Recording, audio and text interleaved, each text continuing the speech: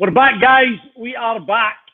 So, sorry about that one there, but we've got things sorted and the show is back on the go. So, Andy, we were just finishing up there with your Middlesbrough days. And was it 1 million transfer to Cardiff? Yeah, it was. Yeah, as I say, I was at a crossroads when Brian Robson left and Steve McLaren came in, and obviously new managers come in with their own ideas, own plans, and I was stuck in a rut in Middlesbrough where I was training on my own, and yeah, it's the most frustrating and annoying thing in the world. And you know what I mean? It started with 10 and it went to 9, 8, 7, and I was still there, 6, 5 players, and it's no fun. You know what I mean? 10 every day, never getting a reward at the end of it. And I left on good terms because I scored a goal in the FA Cup against Man United. You know that I think Steve was struggling for a squad during the FA Cup, so he stuck me on the bench, and I came on and scored the goal. And a couple of days later, I'd agreed to join Cardiff City, and it was a move which excited me. I knew Lenny Lawrence from my Middlesbrough days, and I knew Graham Kavanagh and a couple of other players. So you know, for me, it was a progression and a move that I needed to take because I'm one of those players who wants to play, and you get paid regardless. So you know what I mean. I wanted to go and play, and I've something on a Saturday. You know, Saturdays are not the same if you're not playing football. Got to play. Yeah. What was it like leaving the club that you loved? Tough, yeah, really tough to leave, but then probably even tougher to get to Cardiff because I didn't realise how long the drive was as well. So I left Middlesbrough, and it was like a 3-day camera ride to get down to South Wales, and it was just the longest trip ever to get there. And I think I probably questioned my decision about 5 times when I was getting lost in Birmingham and Bristol and then Cardiff. So yeah, it was a good decision in the end, but it took me a long time to get there. What was the club like? Probably similar to Middlesbrough. You know that Ninian Park was an old rustic kind of stadium, like proper stadium. You know, loads of standing and loads of atmosphere. Quite hostile. Well, really hostile. But good for home fans, and they managed to get the best out here. And it was it was really, really nice place to play. I'd say I lived in a city, and you know, I mean, I'm not, you know, I've lived in a town all my life, so then to go to a city was an eye opener for me personally. But yeah, it was a really, really good decision I made. Yep. When you went, it was sort of like the start of something good that was happening with Cardiff, wasn't it? Yeah, they'd brought in quite a lot of players. I think Peter Thorne had signed for 1.7 million. Cav had signed for £1 million. They were bringing players in left, right, and centre, and you know what I mean. They just needed to get out of this division, and we had some good games. We beat Oldham 7-1, which I managed to get a hat trick with. And one of my goals, I always remember one of my goals because one of my goals I scored. Andy Goran was in goal, who was one of my heroes, by the way, as well, which is great. But as I scored, I ended up right in front of the Oldham Athletic fans, and not intentionally. It was just my momentum took me there, and as I stood there and celebrated, somebody threw a pie and smashed me right in the face. So I had like pie and tomato sauce all over my face, and half-time whistle came about a minute later, and I just had sauce all over my jersey, all over my face, and it took me about 10 minutes to clean up. But we were 5-0 up, so it was probably a little bit sweeter than I wouldn't have wasted a pie on me, to be fair, like whoever threw it. I've tried a few times to get in touch with the bloke who did it or the woman who did it, but no, I've never had any joy. Where did you get your pace from, Andy? Because for a ginger like myself, I don't know. You're rapid. Yeah, I don't know. I've asked my mum that a few times. She said I got to forget it from her, but no, like, do you know what? That's one thing that you can't teach anybody. And I've never portrayed myself to be a talented footballer, but I had something which nobody else, and I'll say that nobody else had, because even people said that Michael Owen was quick, and he was rapid, but I think I had a couple of yards on him as well, and it was just something that I never really worked on, but it was just a natural thing. And I always wanted to get stronger. We when I was in my young Middlesbrough days, Dave Geddes took us down to Wigan to visit the rugby union, and Martin O'Fire, Twigger Marler, and they gave us some strength exercises to get bigger. And I thought to myself, well, if I get bigger, I'm going to get slower. So, you know what I mean? I want to get quicker. So I wanted some power exercises rather than speed exercises. So, you know what I mean? I spoke to Martin O'Fire, because Martin O'Fire for me was, I'd watched videos of him and seeing how quick he was. And, you know what I mean? He got bigger, but not too big, but still kept his pace. So it was always something that I really wanted to work on. So, yeah, my pace was just ridiculous, really. It was one thing that no one could ever like live with. And I knew the longer the games went, I'd always had an advantage. So, you know what I mean? Or if I was sub, it played to the team's hands, really.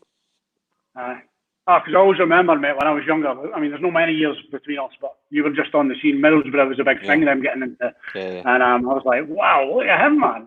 And being a ginger myself, mate, and Yeah, that sounds like Titanic, mate. I think I looked even quicker because of me ginger hair. You know what I mean? I just looked like a Duracell battery, just rapid. It was really nice. It was good.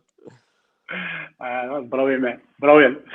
What about that goal in the playoff final when I met? Because listen, unreal. I was lucky that I was fit for the game really because I'd had an operation on my groin 6 weeks before, in anticipation that we were going to be in the playoffs because if we'd have gone up great, then I'd have been happy because I was going to be a championship player, but I was struggling for weeks and weeks and weeks before it, so I made a conscious decision to have the operation done so I'd be fit for the first leg against whoever.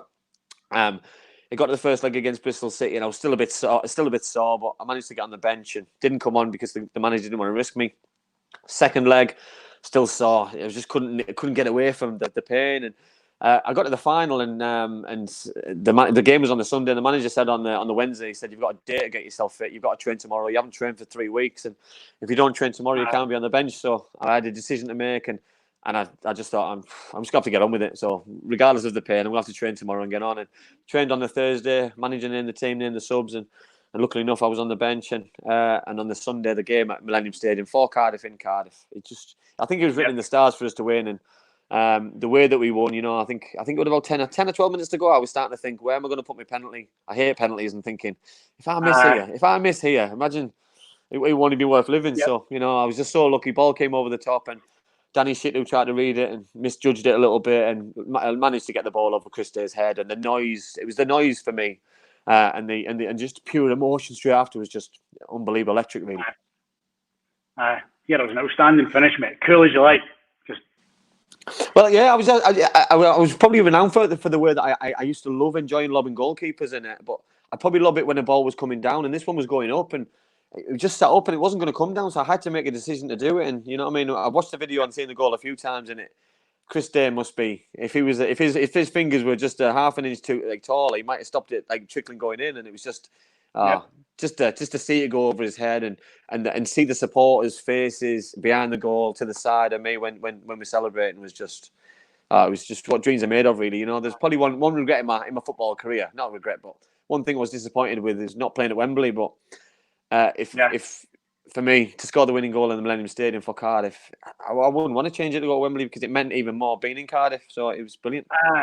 It's mental, mate. That's got to be written in the stars, and for Cardiff to be. Well, it had to be, and I've been back tons of times, and to be fair, I can't believe it's 17 plus years. But you know what I mean? It's probably more remembered now, 17 years ago, than it was 5 days after it happened, because the amount of response I get, people, you know what I mean? Andy Campbell Day on May 2003. It's just amazing, and it's just a memory for me, which is just never going to go away. And hope it doesn't. You know what I mean? I want Cardiff to do well, but I hope no one scores a winning goal in the playoff final and takes it off me, because I'll be wounded a little bit. Quality. How good was Rob Earnshaw? He was a little magician. He just lived to score goals, and obviously talking to him a couple of weeks ago, that he scored a hat trick in every single division, so Premier League all the way down to League Two, FA Cup, League Cup for Wales. So he was just a natural goal scorer, but he had an edge. He was selfish, but selfish in a good way. But yeah, very talented. I remember I came across Ernie. He came on trial at Middlesbrough. Cardiff were keen to offer him around to try and make some serious money on him when he was a young kid, because he obviously had potential. And he came to Middlesbrough, and Middlesbrough were keen, but I think put off by a huge transfer fee. And I think Cardiff then decided to keep him and use him as a platform to push on. And thankfully they did, because the season that we got promoted, he scored something like 35, 37 goals. And you know what I mean? If it wasn't for those goals, we wouldn't have been anywhere near where we were. And you know what I mean? We owed his goals everything to get promoted, really. Because he was a goal machine, turned himself into a goal machine. All the time. And, if we were getting beat 2-0, you know what I mean? You always knew you were going to get a chance. And there was one game in particular, we played QPR away. A few weeks before the playoff final, he scored a hat-trick. And Danny Shitu and Clark Carlisle must have been having nightmares for weeks about him, because he was just popping up everywhere. And just every time he touched the ball, he smashed it in the net. And, you know what I mean? His celebration of somersaults, you know what I mean? It's renowned, you know what I mean? And you remember it. And, you know what I mean? Lovely lad off the pitch, but you know what I mean? Absolute pleasure to play with, because he just scored goals for fun. I love the fact that you've got a love affair with to the clubs that you actually played for? Because a lot of players didn't actually get that, eh? And I think, do you think it takes a goal as big as that I'd probably say so, mate. Yeah, I think I was quite lucky. Obviously, Middles was my team because I was born here. I supported him. I still live like a boomerang. I've come back. But Cardiff, yeah. Well, my daughter was born there. 2004. So I've got an affiliation with the country and with the area. So, but the goal as well is just cemented my love and my family, and we all settled and we all love the area. So I think yeah. And I'll never forget the way that they still treat me and they treat me when I was there. So for me, there's not enough players who give something back to supporters. That they use it as a stepping stone in the career. But there's too many memories for me just to forget about it, never go back. My social media is full of Cardiff fans, Middlesbrough fans, and with a few other football fans scattered in between. But it's just it's a club. Which has obviously changed since they have left, by the way. They've moved stadiums, they've changed loads of managers, owners. It's not the club that I left, but every time I go back, I'm still. Well, they changed the colour of the strips, they changed the colour of the seats, and it's such a different club. But every time I go back, I'm welcome with open arms, and they don't forget, which is probably the nicest thing I can probably say about them. That they remember all old players and the things that they've done for all the old guard since obviously our time. There is just amazing, really, and it's a great club, family club, but yeah, really, really nice football club. A massive club now as well, aren't they? Yeah, huge. Yeah, well, it's a city. It should be Premier League. It should be. They're big enough. They got the great fan base of but they need to get that stability in the Premier League. If they can get up this year, great. If not, then they build and build and build. But they need to get there sooner rather than later, I think, and make sure they stay there because that's key. Yep. 4 caps for England under 21s, Andy. Yeah, my first one was the Riverside, and I think sometimes, I think I thought like this, and I don't know if that was a little bit disrespectful of myself that Costa game was at the Riverside. I just thought that I'm making the numbers up. I'm trying to get the fans to come in and watch the game, and I couldn't be further from the truth because I was there on merit because I was playing well and got me opportunity. And then my second one was the biggest game probably I've ever played in at the time was the playoff final against Yugoslavia in Barcelona, which the photo follows me around now. It was on Harry's Heroes with Lee Hendry that Steven Gerrard, Frank Lampard, Rio Ferdinand, Jamie Carragher, Lee Hendry, myself, Richard Wright, Emil Heskey. It's ridiculous. It's like someone just stuck me on the end of a photo. But no, it was a great game. I scored the first goal. We qualified for the Euros, which I ended up going to and playing 2 of the 3 games. And I love representing my country. I'm a proud Englishman. It was just an amazing time in my career because I'm still an England fan and no one can ever take that away from you. That nationality of you and that pride of the 3 lines for me. It's just there's nothing better really. Yep. And a team of superstars like who's shone out. Rio Ferdinand was like a Rolls Royce. He just found football really easy. Frank Lampard, that I think Kevin Keegan was very, very nice to Howard Wilkinson that he allowed Howard to bring the best of the best for that game to get us to the Euros, and he managed to bring Stevie G, Frankie Lampard, Rio. So when you've got those 3 players, Emil Heskey, when you've got those four players on your side, how can you fail? That those 4 didn't go to the Euros with us; they went to the full squad. So good luck to them, Because but they left a huge hole for us because that would be filled with other players. But for me personally, they had the opportunity in that game to play with all 4 of them in one team was just an amazing experience. And you could tell that they were world class even back then. Was that 2000? Yeah. Did you say? Yeah. That was just before. Yeah, that was probably the season before I left Middlesbrough. So I was playing regularly in the Premier League. I'd scored on the Saturday before I went to Barcelona on the Sunday, and it was just a really good time. So, I knew I wasn't making the numbers up because I started, and Kevin Keegan was in the stand, and it was just an amazing occasion, to play in Barcelona, Barcelona's mini stadium, and but the pitch was immense. Yugoslavia were. Stankovic played for them as well, so they were full of world class people as well and world class footballers. But we managed to get the result we needed to qualify, and it was just it was fabulous, really. Class. Do you know what? I never got a chance to ask you about Juninho, mate. What was he like? Amazing, absolutely amazing. Probably nicest football I think I've ever come across. For somebody so famous, and it's just very grounded. He came with all his family. One of the best things I've ever seen though was the first time that he'd ever seen snow, because coming from Brazil, he's obviously never witnessed the weather we get up north. That you know yourself in Scotland that the weather's atrocious when it is atrocious, and we were training at the riverside and it was snowing, but we still trained because we were hard in Middlesbrough. We trained in anything. And he trained with a pair of tracksuit bottoms on, a jacket, a coat, a full balaclava. All you could see with his eyes, and he was still the best player on the pitch. He was just, I'm just looking at me thinking, this is just unbelievable. They've got the best player, one of the best players in the world currently, on the riverside training with a balaclava and a coat on, and he's just like a Michelin man running about. He was just he was amazing. And when you needed him, he stepped up to the plate. And probably one thing I was gutted about was when he came back, because he came back from Atletico Madrid after he broke his ankle, and people say never go back, never return to previous clubs. And I think I wish he hadn't, because some people remember him from the second time he came, but for me, I remember the good bits, and you know what I mean, and remember how good he was both times, but especially the first time when he walked through the door. He was a little magician, really, really, really, really good. It was amazing as a kid, like watching him. Unbelievable. I didn't really remember the second time myself. Just that Middlesbrough team that went into the Premier League is just like another level. Yeah, well, it's just when you can bring those kind of players in, that when and not even for big transfer fees as well. I think he signed for like £5.75 million. So you know what I mean. 1 minute he's playing against England at Wembley for Brazil, scoring a free kick against England, and the next minute he's signing for Middlesbrough. And it was just the most surreal but normal thing ever for Middlesbrough Football Club in the end, because it was just the new norm. Yep. You ended up doing a wee stint in Scotland yourself.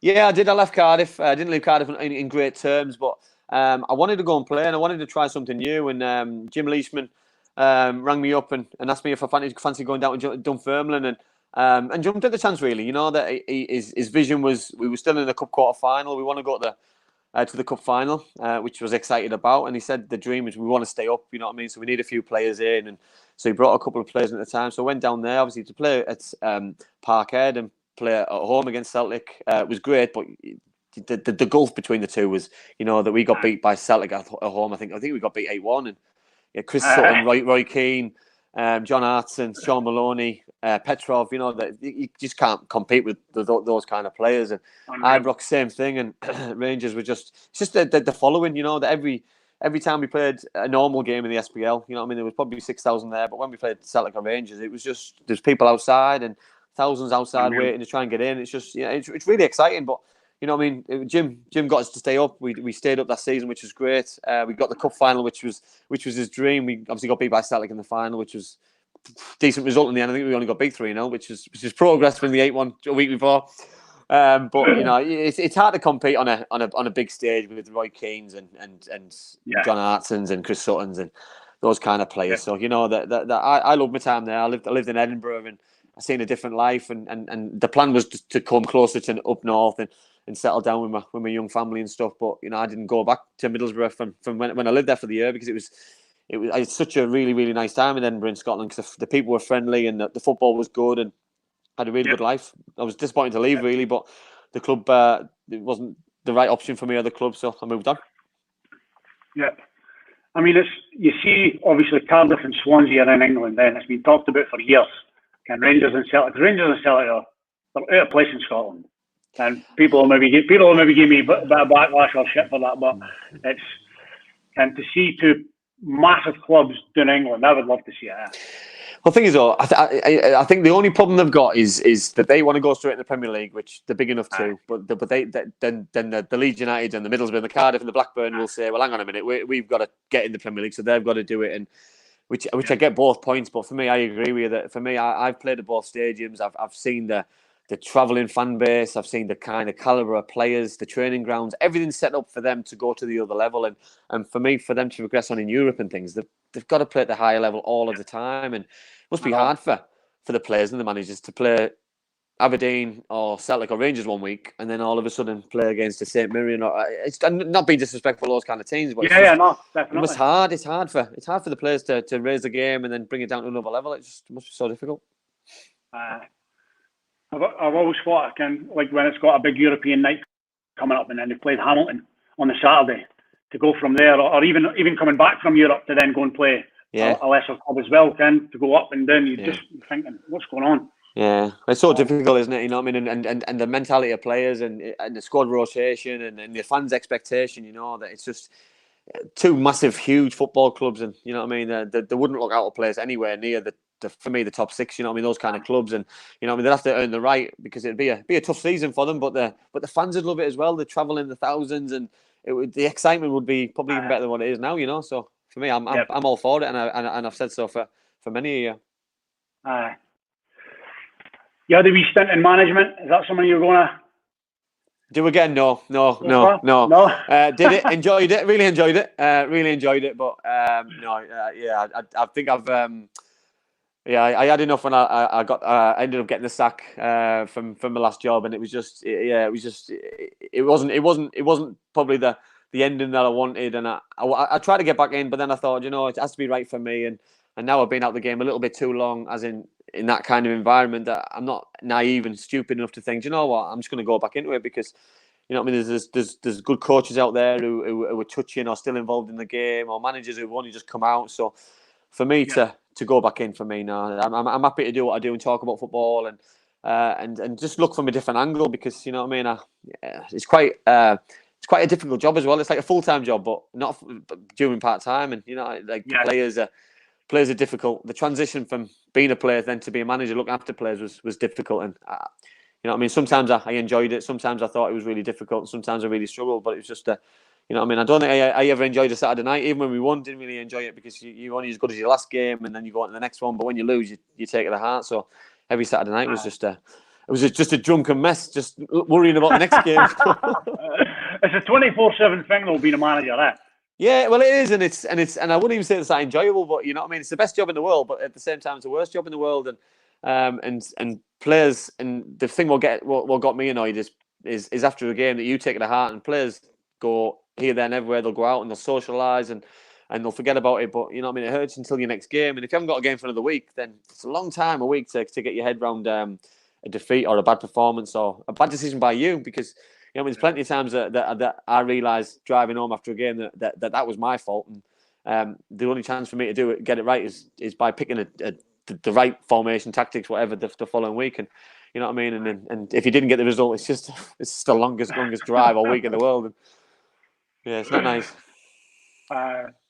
What was you going to say? You've launched your own podcast show as well, mate.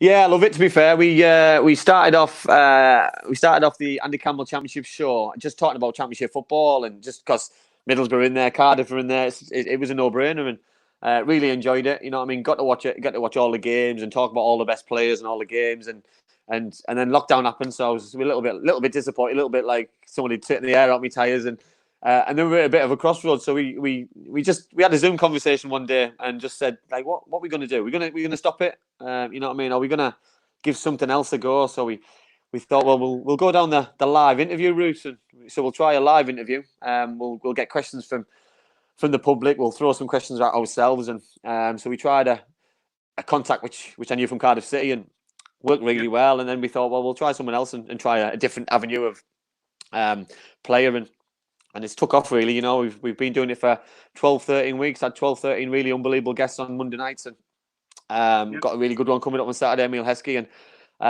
listen, it's how on earth, you know what I mean, I've managed to pull on these kind of people is great. But you know what I mean, I'm sometimes sat there looking at my screen thinking, I can't believe he's on here. And yes, I played with him, but I loved his career. I loved all the goals he scored, and I'm like a kid in the sweet shop and just so excited. And I'm just sometimes I'm sat there on my phone texting my dad, just saying, "Are you watching this? Are you watching this?"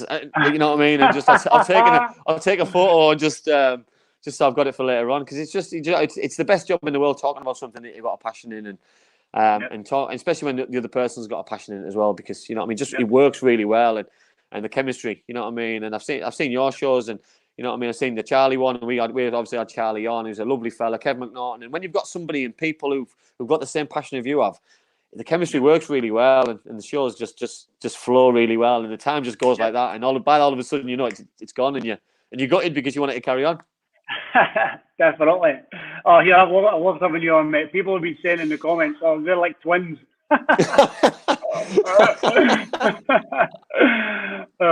Crackers. So what's to come, mate?